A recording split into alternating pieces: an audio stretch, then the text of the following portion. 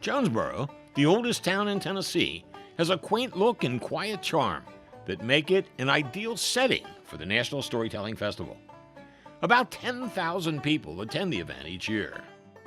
The town is adapted for the Storytellers event with a series of huge tents where the tellers, as they're known, take to the stage and make their connection with the audience. Yeah, you remember? Well, that's where he was, right at that edge. And as he turned 17, he knew that he was going to be able to go down to the dance hall.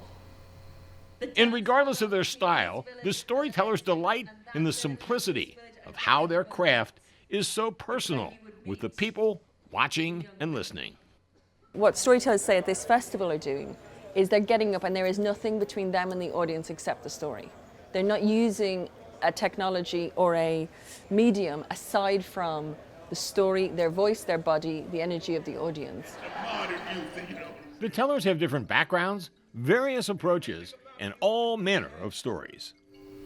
And one day a little girl said, "Jamal Kendall, yes, how come you always have your hat on?" He said, "Because I like my hat on." While most people at the festival concentrate on the skill and fun of the stories and their tellers, Jonesborough is also home for the International Storytelling Center.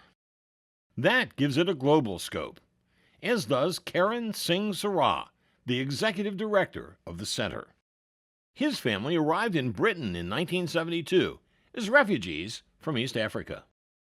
People can take away your houses, your possession, your money, but one thing no one can take away from you are your stories that you carry. It's the folk and traditional stories that we pass on through generation to generation to generation through the oral tradition.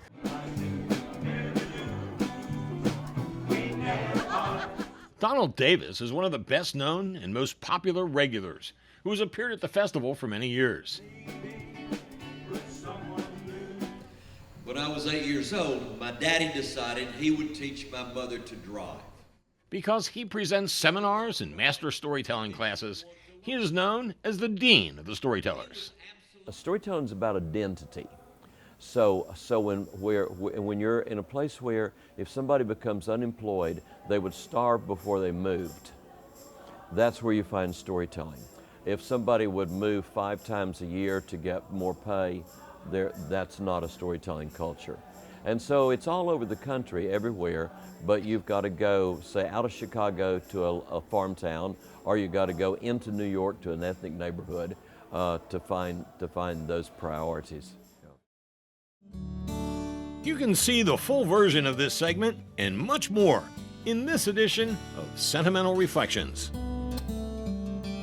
Join us on our video journeys each season as Sentimental Reflections presents America's heritage in story, scenery, and song.